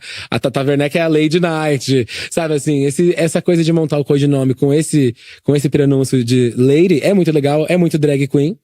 E trazer o Leste como segundo nome é pra dizer assim, eu sei de onde eu vim, eu vim daqui, e eu acho que isso também é uma coisa que denota a minha autenticidade, a minha originalidade, a minha vivência dentro desse espaço e com as mulheres desse espaço. Lady Leste também acaba sendo um ode às mulheres da minha família, às mulheres da Zona Leste que me criaram, que são as minhas maiores referências na vida e na música também. Então, é uma era que faz muito sentido pra mim, sabe? Assim, Lady Leste eu acho que é mais um vulgo. Sabe? Assim, é um vulgo, é uma sensação, é uma energia. Eu quero que essa era exista por conta disso. Porque eu acho que nada como saber de onde você veio, assim, né? Ainda mais num momento como eu tô agora, onde eu sei que eu quero muito ir pra tal lugar. Sabe? Assim, eu acho que eu vou ser Zona Leste pra sempre. E isso vai ser uma coisa que eu vou ter orgulho pro resto da vida. Mas é um marco, né? Nesse momento, com 26, né? Você criar já determinar esse caminho, sim, logo cedo, né? Porque você é novo, né? É novo, mas eu trabalho há 20 anos, né? É deve novo ser ou é sombra. nova? Como é que fala? Um... É novo ou é nova? Como você se é novo? com isso? Eu me encaixo meio que no espectro fluido da parada, sabe? Assim, então eu sou super confortável com os dois pronomes, Tá. de verdade, porque os dois me contemplam muito, os dois estão na minha vida dia e noite, assim, tipo, isso tem um shift diurno. Então, pra mim, é assim que eu entendo também. É assim que meu cérebro processa também. Tranquilo. Não costumo me identificar muito com os neutros, por exemplo. Pra mim, ele e ela, tá tudo bem, tudo certo. Tranquilo e calmo. Tranquilo e calmo. Foco na carreira, no progresso. Eu sou ele, eu sou ela, eu sou de tudo um pouco. Legal, você foi acolhido no... o pessoal do hip hop te conhece, fala o que eles falam pra você? Eu fui acolhido por algumas pessoas importantes. A Carol sendo uma das principais. Sim, Carol. Que já era uma das minhas grandes referências. Rapaziada da pesada. Os caras, como é que os caras te vê? Não quero saber, agora eu tô com o Mano Brown, né, mano? Quem liga? Não, mas é uma pergunta. Não, mas é interessante. O Mano Brown é um cara também. Sempre, né? Mas como é que você... Você sabe que eu acho que eu nunca esperei por essa validação, Brown? Eu acho que o meu foco era tava tão em ter o hip hop e o rap como ferramenta pra ter destaque no meio onde eu sabia onde eu tava entrando, que pra mim toda a validação que eu tinha a partir de quem representava o rap era um plus, era um extra, era uma coisa que legal, sério, você gosta? Que da hora, tamo junto. Não é a não sua era, bandeira, isso também não era uma coisa que me definia, ou que me caracterizava, uma validação que eu tava. Minha intenção não era entrar no rap. Certo. Sabe assim, tipo, é uma coisa que eu sabia fazer e que eu tinha certeza que começando a dar a minha cara artística com essa ferramenta, a história seria diferente. Iam me aceitar como uma figura, eu ia garantir um lugar só meu ali, sabe assim, no imaginário dessa galera. Eu sabia que dava pra apostar nessa persona, nessa mina que ia trazer muito mais de hip hop e rap primeiro, e que depois eu ia ter tempo de mostrar os outros lados. Então eu dou toda essa importância pra Era o Proceder, sabia? E eu tinha 17, 18 anos. Tipo, eu não tinha como processar a importância disso naquela época. Mas sei lá, passou um anjo e falou, fia, investe aí no trap, no hip hop, o rap, que é isso tudo que tá rolando agora, e veja o que vai acontecer depois. E é isso, assim, eu acho que o proceder é a profetização.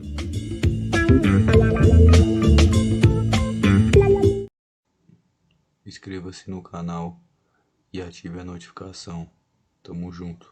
Você entende por que eu não quis entrar na ideia da orientação sexual? Eu realmente não queria entrar. Eu queria ver até quando a gente ia aguentar nisso. Eu cogitei com ela e falei, olha, eu não quero falar disso. Não acho necessário. Mas, mano... Eu falei, não acho necessário. Não foi assim? Eu falei, vamos falar de música, e trabalho, e talento, e dublação. Que eu fiquei impressionado com a dublação. Mas não deu certo. A gente tá aqui há meia hora falando. Realmente, pra mim, né?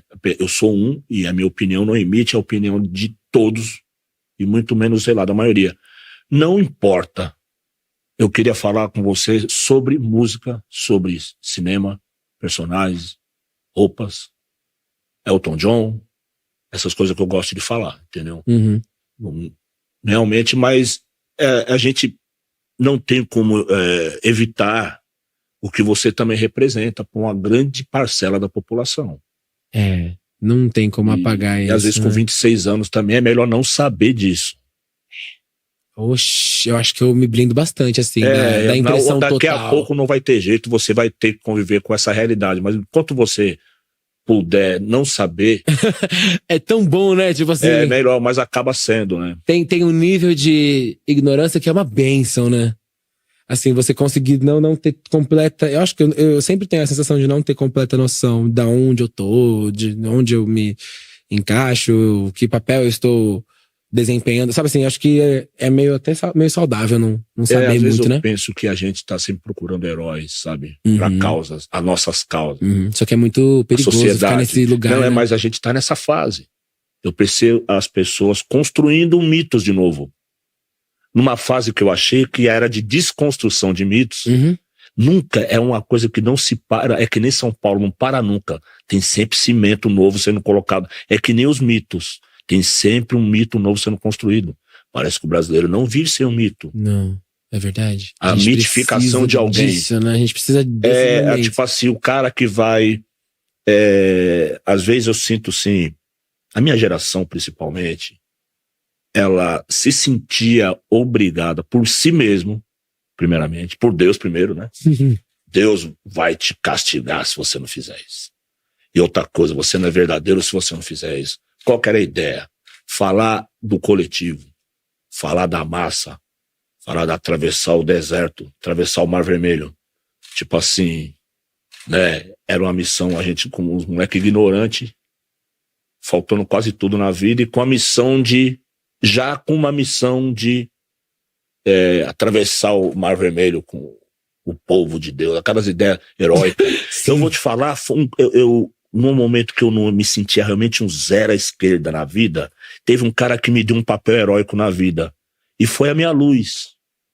Ele falou que eu tinha que ser herói de uma ideia, porque eu tinha uma facilidade para rimar e batucar. E você tem que fazer igual o Bob Marley fez na Jamaica e tal. E ele me deu uma grandeza que eu não tinha.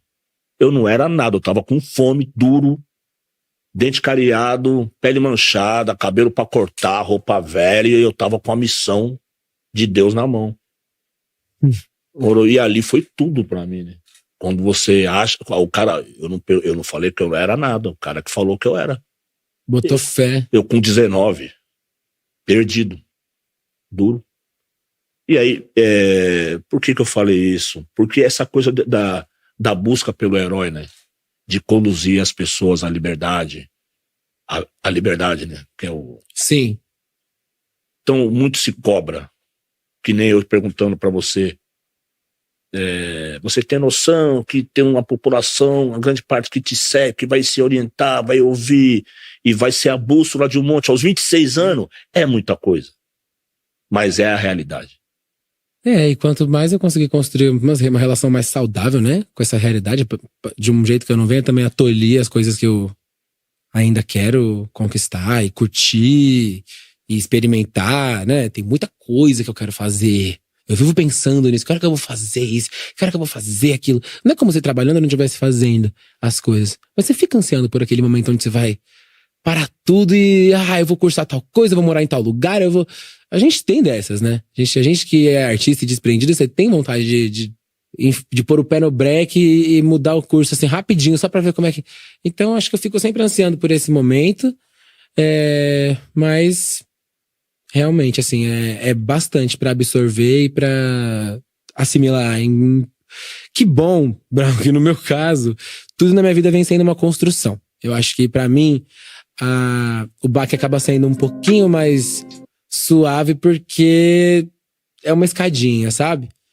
A popularidade, o resultado das coisas que eu faço, a repercussão do meu trabalho, né, o prestígio, tudo isso eu sinto que vem chegando aos poucos, sabe? Então eu sinto que isso já me ajuda, isso já me coloca num lugar muito mais gostoso do que o que eu vejo nas pessoas que eu vejo que foram catapultadas pra fama numa velocidade muito rápida, sem nunca saber nada sobre isso antes de acontecer, sabe? Então, tipo, toda a experiência que eu tive antes e o fato de tudo que eu faço ser uma coisa que vem aos poucos, eu acho que me ajuda a ter mais pé no chão também. Então eu procuro preservar isso, preservar essa sensação de constante. É uma coisa que vai se fazendo, vai se mudando, vai se transformando, né? Porque você vai mudando de necessidade, de condição.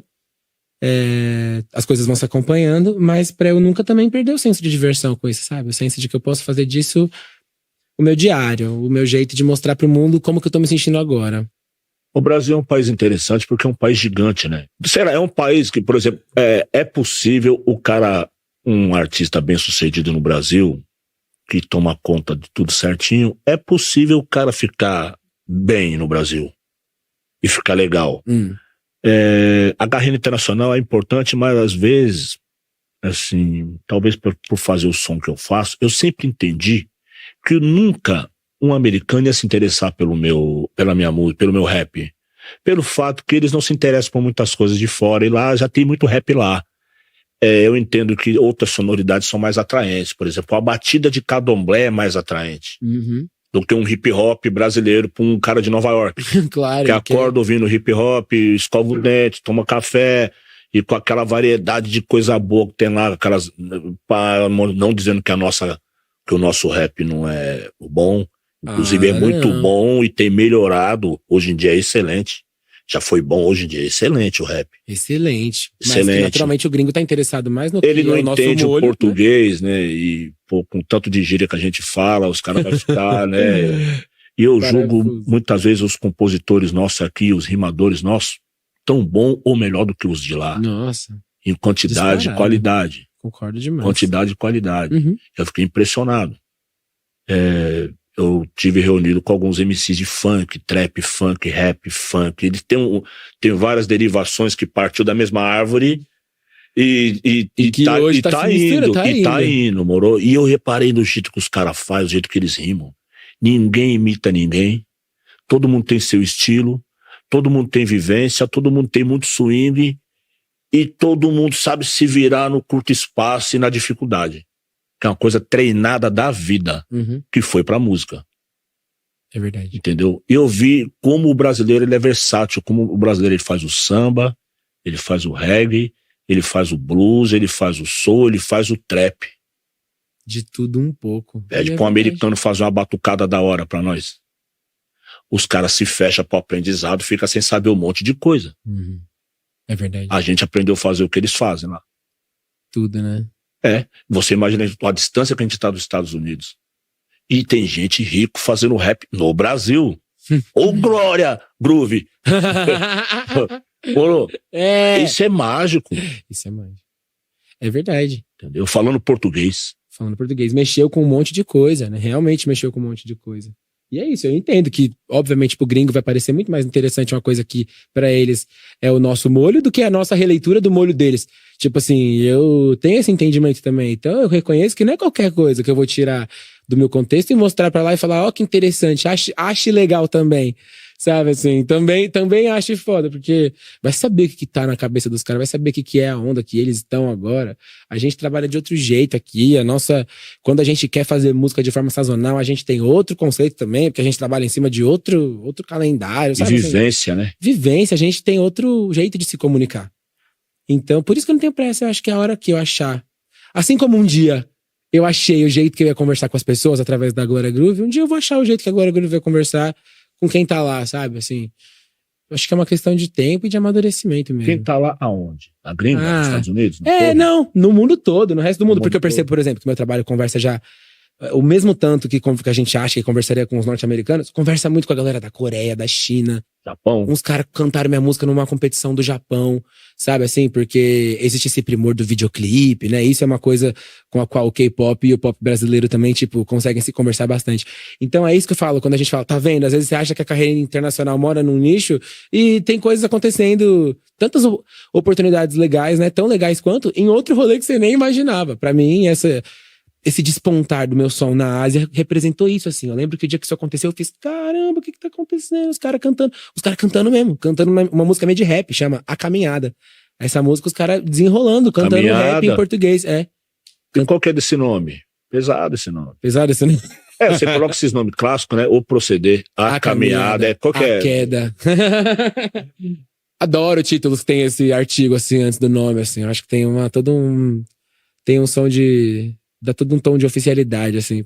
Você estava pensando na população brasileira, né? São mais de 213 milhões de habitantes no Brasil, né? 213. 213. Que a gente estava falando sobre a carreira internacional, né? Tem bastante gente aqui, né? Já pra gente atingir. Tem muita gente. O Brasil já são vários países em um só, né? Eu acredito que o jovem do Brasil ele vai fazer a mudança no mundo, cara. Uhum. Até aproveitando a carona nessa ideia dos compositores lá que eu vi no estúdio, molecada nova, talentosa, esperto, convivência, mano. A vivência é tudo. Mano, tudo que os mais velhos passaram e deixaram pra nós, e nós estamos passando pros mais novos, tá ligado? Porque a gente também já tá pegando o bagulho pacificado pelos nossos mais velhos. Pra chegar até onde chegou, pra ter esse monte de compositor na pista, fazendo música, expondo os pensamentos. A juventude que vai concentrar todo esse conhecimento no Brasil. Não vai diluir pelo mundo, como aconteceu com o hip hop de lá. Verdade. Que virou lifestyle, mas pouco se leva em conta do que se fala. Por exemplo, no Brasil, esse monte de pensadores que, sei lá, que vai de, sei lá, Glória Groove a Djonga, compositores. Gente que pensa, atua e quer mudar coisas. Você quer mudar coisas? Eu quero mudar coisas, eu quero mudar tanta coisa. O que você quer mudar?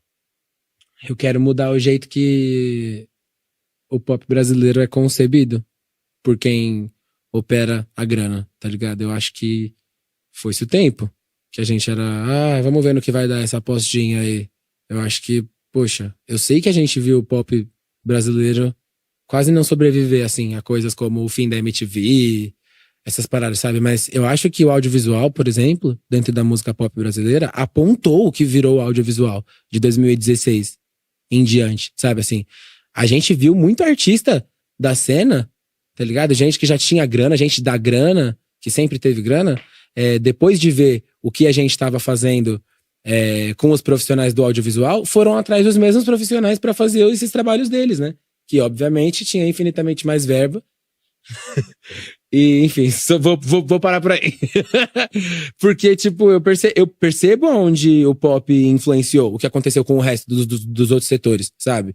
Principalmente tratando-se de audiovisual, porque a minha videografia é uma coisa que eu sempre levei ao pé da letra e que é uma coisa pela qual eu sou conhecido e eu gosto muito disso. Eu gosto de ter esse reconhecimento, porque é o primor de saber que a gente fez a diferença nisso. Eu vi o que aconteceu depois que a gente mostrou esses profissionais pro meio. A galera começou a olhar pra ele. Isso foram as drag queens, né? Isso foram os artistas LGBT que fomentaram essa vitrine. E tudo isso começou a acontecer em paralelo. Não é que uma coisa aconteceu só por conta da outra, mas são jogos que aconteceram ao mesmo tempo, assim, sabe? Eles estavam nos mostrando e a gente estava mostrando eles. E tudo mudou depois disso, saca? Eu acho legal ver como a gente também impactou a cena. Por isso que eu sinto que eu tenho muita coisa também a trabalhar aqui, a ajudar a mudar, sabe? Assim, eu vejo como o meu sucesso mexe com questões que estão para além. É isso que você estava falando agora. Por mais que a gente tente não falar de tudo que impacta, de tudo que tange, né? Acerca do sucesso por conta de X, Y, Z questão, o assunto ele meio que quer sair, né? Ele meio que quer brotar, assim, porque, tipo, realmente faz uma diferença tremenda pra tudo que vai acontecer depois que eu nem sei o que é, sabe assim? Tudo que... O futuro. Tudo que eu vou servir de gás depois. Sei lá o que vai ser. Eu sei que vão ser grandes coisas. Porque quando eu olho pros lados e vejo que não tem muitos artistas como nós, sabe assim? E que realmente a gente tá apontando pra onde tá indo a parada, eu falo, que será que vai ser a galera que hoje me tem como referência? Ou que ainda vai o que ainda vai acompanhar muito o meu trabalho e original seu e assim por diante, né? Porque pô, eu saco muito disso, assim, eu sempre fui muito fã das pessoas, eu sempre gostei muito de ser fã, assim, sabe? Sempre tive minhas divas, sempre tive as pessoas por quem eu legal queria. pra caralho ser fã. Eu sempre gostei muito de ser Eu sou fã. fãzão. de Nossa, eu sou vários. fã demais, então eu gosto, assim, eu tenho Eu sou chato, hein, mano. essa chama dentro de mim ainda. Eu fiz um cara descer do táxi, mano. Quando Como eu tava assim, em Nova York. A gente foi numa lavanderia, tava eu, o Blue e mais um amigo brasileiro, aí eu flaguei dentro do táxi, imagina um cara chato, mano. Eu flaguei o cara dentro do táxi, do banco de trás, mano. Não acredito, bro. Eu falei, Blue, é o Grandmaster D do Dini, Mentira! que tá lá, ele quer, ele tem os olhos verdes, não tem como, negão dos olhos verdes, é difícil. É ele, mano. Era ele. Grandmaster D, eu sou brasileiro, Brasil, te amo, dá um abraço. Ele olhou assim, nossa, mano, deixa eu descer, pá, o motorista ficou, eu parei na porta do tampão do carro, assim, na entrada. Fez o Grandmaster de descer do táxi. Ele desceu, me deu um abraço, eu levantei ele do chão. Aí o mano mesmo que morava lá, o brasileiro que morava lá, quem é esse cara? Eu falei, esse cara é o Dini, cara. Esse é um dos maiores grupos de rap de todos os tempos. Ele falou, pô, não sei quem é, mano. Eu falei, não fala isso, você mora aqui, não sei quem é. Eu falei, não, esse é o Dini, malandro. Você entende que às vezes também a indústria é uma máquina de moer pessoas, cara? Ah, a Queda fala muito sobre isso, né? Com certeza. Eu acho que eu trago esse estudo, sim, do que eu já sabia sobre a fama sendo fã e junto com o que agora eu sei sobre isso, estando do outro lado. Eu espero que o Rudini não tenha entendido o que o outro meu amigo tava falando, que não sabia quem ele era. Ele foi um cara foda pra caralho. Porque deve ter sido um dos momentos mais icônicos da vida. Pô, esse cara veio cantar no Brasil, tinha 15 mil pessoas no Palmeiras. E ele fez um ato assim que chamou a atenção da molecada da época, que ele tinha um fila verde, um fila de couro verde, ele tirou e fez os scratch no disco com o fila. Eu não tava, os caras que tava me contou e virou lenda essa ideia do tênis dele. É porque o cara do topo ao anonimato, né? Que louco isso. Que doideira, né? Essas coisas acontecem. Viver meio que em paz com essa realidade também é sinistro, né? Tipo assim, mas... Você já viveu algum tipo de esquecimento, assim? Ah, não digo esquecimento, mas eu acho que eu desenvolvi uma relação boa com o conceito de ostracismo, Certo. porque na primeira infância eu tive um período de mais exposição, com o Balão Mágico, com o Raul Gil e tudo mais. Balão Mágico. Nós já tocamos nesse assunto hoje? Não, acho que não. Não, vamos tocar, não. Esse assunto é importante. Né? Mas assim, eu volto. A gente volta depois lá. Mas só pra concluir, eu acho que eu construí uma relação boa com isso, porque o meu ostracismo cênico foi o período que eu tava focado em dublagem. Eu não tava na frente das câmeras, mas eu tava no ouvido das pessoas de noite o tempo todo, assim. E o teatro musical, no final ali da pré-adolescência, foi a retomada da cena. Sabe, assim, o período de ostracismo cênico, de não estar em cena, eu tava focado em ser ator de outra maneira. Então, sei lá, assim, eu não foi necessário. Foi isso, mas não tive um problema com o que tava rolando. Eu tava. Porque era a hora que eu tava mais estudando também, né? É a hora ali entre o 7º e o 3º ano do ensino médio, né? Tipo, é muito estudo, é muito forte. Então eu estudava e dublava em meio período, então já consumia muito. Quanto? Eu tenho ensino médio completo. Ensino médio é o que mesmo? É o terceiro? Terceiro, é. E não continuou? Não, depois é ensino superior. Faculdade, eu não fiz fez. faculdade, não. Fez. Tem interesse? Tem sim. Isso é uma das coisas quando eu citei, por Qual? exemplo, lá. Eu gosto muito de ciências sociais, adoraria fazer uma faculdade de filosofia ou de sociologia. Eu adoro entender como que a gente se relaciona, sabe? Tipo, eu tenho bastante fascínio nisso. É bem coisa de artista, né? Que gosta de escrever sobre relações. Por que você usa de filosofia no seu trabalho? Ixi! Nessa salada. Você tem funk, você tem música baiana, você tem uma batida trap. Eu acho que o que eu uso de filosofia no meu trabalho tá na raiz, tá no seio da criação. Porque meu método atual de compor, por exemplo, eu penso num absurdo, muito absurdo que eu quero falar, assim, que eu sinto que vai me libertar, que eu quero muito falar isso, porque eu quero muito sentir a minha voz falando isso, porque eu quero me sentir fodona nesse nível. E aí eu anoto no meu bloco de notas. E geralmente a sacada da música vai sair disso, assim. Você demora pra escrever? Qual que é o seu time? Depende. Eu costumo ter sacadas boas em momentos inusitados, tipo coisa de banho, e geralmente de uma parte importante da estrutura, assim. Aí eu salvo no gravador o que veio, Se é um refrão, se é um pré-refrão ou se é um primeiro, eu vou decidir depois. Eu salvo porque veio uma melodia legal que eu achei interessante, aí eu salvo só. Celular também você usa no radinho? Uso. Eu uso pra gravar a melodia que vem na hora, tá ligado? E aí eu vou dentro das minhas sacadas já em busca do que se relaciona mais com essa melodia que saiu, né? Eu tenho o bloco da anotação das sacadas, das maluquices, as ideias que eu quero falar. E aí tem o outro processo acontecendo ali do lado, que é as melodias que vem brotando. Ou às vezes tem uma referência direta, sabe assim? Ou às vezes vem tudo junto, o que acontece. A Queda foi uma dessas coisas, que tipo assim, parece que a melodia e a letra vieram através de um mesmo canal, assim. A vibe da música sugeriu, a melodia que veio com... rápido. E aí o que costuma acontecer, principalmente no meu processo com o Huxel e com o Pablo Bispo, que é o que vocês mais ouvem, geralmente, é isso. Quando eu chego no estúdio, que o Huxel termina, ele me mostra a estrutura musical baseada no que eu quero, né? Eu sempre sei muito bem o que eu quero. Eu sempre chego no estúdio e falo, Huxel, eu quero que o timbre tenha esse aspecto de caixinha de música, de bailarina. Eu sou chato produzindo. Você participa de 0 a 100 quanto ali na orelha do produtor ali, do operador? Eu não dou uma de mixadora, não. Eu sei aonde parar. Eu costumo estar presente só realmente na hora de dar as referências pra construção melódica, pra construção do timbre. Se eu vejo uma progressão que ele fez que eu acho que dá pra ficar mais emocionante, ou com mais cara de estádio, de Super Bowl, eu vou e promovo alguma alteração, assim, sabe? Assim, não, a melodia vai ficar mais emocionante, mais Beyoncé zona assim, ó. Tal, sabe assim? Mas eu não costumo avançar muito, eu não quero, tá na mix, não quero. Foi no show da Beyoncé no Morumbi? Eu fui no segundo show da Beyoncé no Morumbi, no Mrs. Carter. Foi. Porra, tem uma performance da Beyoncé no Morumbi que é foda, hein? É a primeira vez que ela veio, em 2013. Why Don't You Love Me? Não, 2013 não. É essa mesmo, foi o show que eu fui. Why Don't You Love Why Don't You Love Me, do vestido verde, né? É uma disco moderna. Nossa, tem uns 5 minutos só de performance explode, né? E os gêmeos dançando atrás, né? Quebrando assim os Le Twins. Os Le Twins não estão mais com a Beyoncé, eles estão agora... Não, eles têm toda uma carreira, né? De aula e de... eles têm toda uma carreira. Você sabe como é que funciona isso? O quê? Show de dançarinos lá fora? Ele leva música ou eles fazem apresentações? Como é isso? Eu não sei ao certo como que é administrada a carreira dos Le Twins. Eu sei que o meio da performance. A performance? Como assim?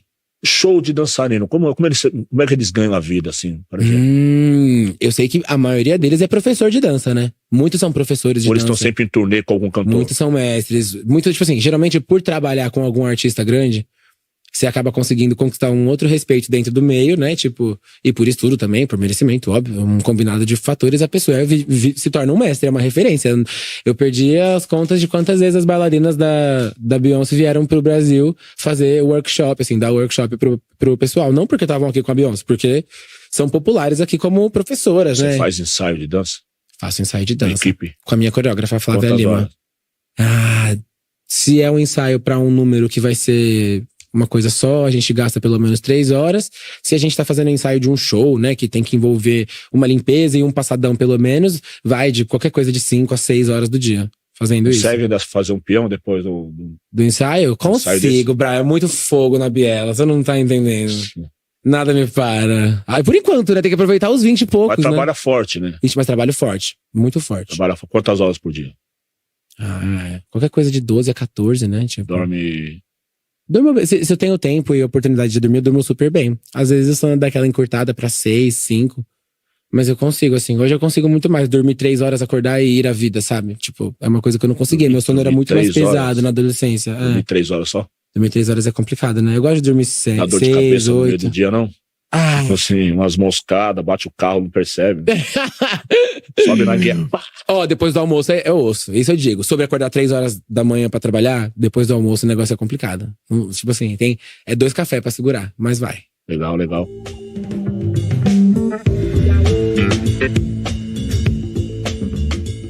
Daniel Garcia, Balão Mágico, milhares de visualizações como o calouro do Raul Gil, né, dublador. E aí, a chegada da Glória Groove... Calouro do Raul Gil quando? Sim. 2005, 2006. Balão Mágico foi em 2002, Balão né? Mágico em 2002, isso mesmo. Ou seja, veio uma construção. Sim, poxa, Balão Mágico já foi... Eu tava na primeira série, saindo do pré pra primeira série, e o Balão Mágico, eu tinha um contrato com a Sony Music envolvida. Saiu de um concurso que aconteceu no Domingo Legal ainda, né? Na época do Gugu. Minha mãe me explicou que era balão mágico, falou que tava rolando esse concurso, eu falei, amei, quero tentar, quero ir, quero participar. E sempre foi porque eu queria, sabe? Assim, e eu tive noção maior e melhor disso indo pra esses ambientes, né? Casting de comercial, casting do balão mágico lá no SBT e tal. Vendo que nesses espaços, geralmente tinha aquela mãe de artista. A mãe que quer mais se realizar na criança do que o contrário, sabe assim?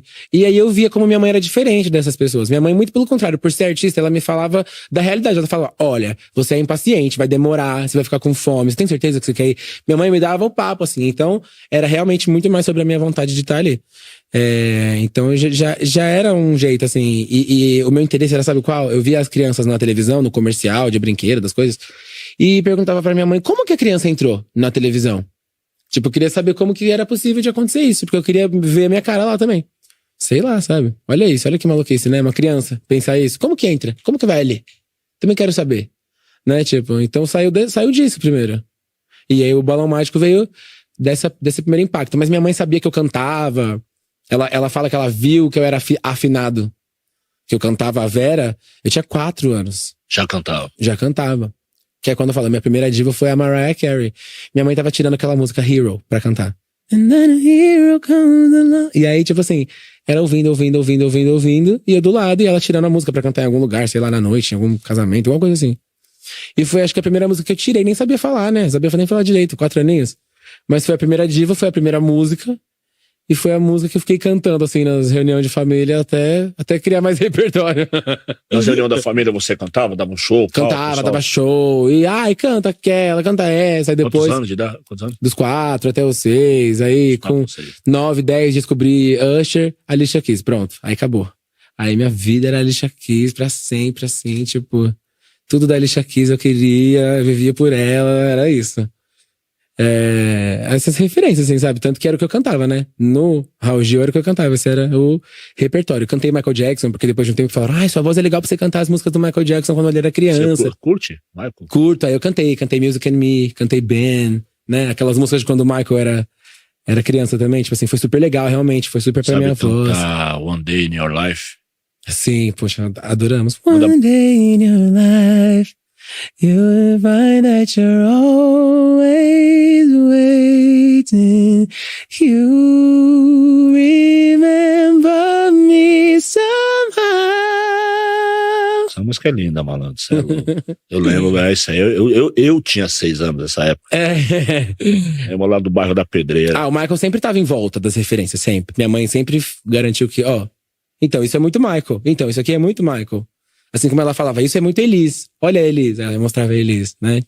Sempre foi assim. Você mandou ao vivo, né, mano? Aqui pra você agora? Geralmente é assim que se faz, né? Porra. Você aí sim, né, mano? Eu acho que quem não tá fazendo assim, tá fazendo alguma coisa errada. É o que eu fico pensando, assim. Eu fico muito feliz que as pessoas falam, olha, mano, faz a Vera mesmo, né? Eu falo, gente, mas e aí? Não era isso? Mas até pra quem sabe é arriscado. Tipo, eu gosto de fumar e tal, você é louco. Mano. Mas eu acredito que é o seguinte, a gente trocou umas ideias aqui importantíssimas, mano. É verdade, mas ficou acima de tudo a coisa do artista mesmo. Obrigado por isso, por preservar isso, assim. Então, não deveria ter essa preocupação, deveria ser uma coisa natural, como eu achei natural não tocar no assunto orientação sexual. Porque eu não faria isso se fosse, sei lá, um hétero. Eu não ia estar nessa, você é o quê? Não ia ser uma ideia comum, porque seria com você. Entendeu? Tanto que a gente está falando aqui sobre todas seu conhecimento, sobre arte, sobre referências e tal, de família, e jovem, né, cheio de informação, e eu penso na utilidade que a gente tem para o nosso país e tal, para os jovens. Não é uma cruz, não é nenhuma missão. É uma opção leve e, sei lá, que é um norte. É um norte, a gente acaba sendo uma referência, inevitavelmente, né? E um jeito de fazer que a galera pode olhar e falar, ei, peraí, isso aqui dá pra acontecer aqui sim, é só eu querer. Eu acho que você acrescentou muito a conversa de hoje. Eu espero que sim, foi muito bom. Vai curtir as suas ideias. Gostou, Brau? Eu também, eu foi achei muito legal. É bom as pessoas saberem que é você também. Então, Total. Vocês saberem quem é o Daniel, né? Quem é o bom. criador. E aí teve essa coisa do seu lançamento para 4 dias, né? Tivemos Sim. esse Esse timing ainda acontecendo. legal, né? Legal, foi coisa- legal. Foi bom pra Valeu nós. muito a pena pra poder falar sobre e estender mais essa discussão, porque eu acho que é uma coisa que tanto eu quanto você, a gente consegue ter acesso a essa ideia, o conceito que eu tô falando ali. Quero agradecer a todo mundo que também entendeu muito. A gente confessa que esse lançamento pegou a gente muito de surpresa, assim, na repercussão, sabe? Eu já havia tido outras experiências com o que é lançar um pop quebração pra dançar, pra curtir, e o que é lançar um pop de mensagem, uma coisa que tá falando sobre alguma parada, que tá, de certa forma, botando o dedo na ferida, né? Retratando ali, tentando falar sobre uma característica, alguma repetição de comportamento que a gente tem como sociedade. Então é muito gratificante ver uma ideia como essa, uma criação como essa, atingir patamares como esse, porque a Queda tá tendo conquistas dentro do streaming, dentro dessas plataformas e tudo que tá acontecendo agora, né, com a repercussão, que outras músicas minhas nunca tiveram.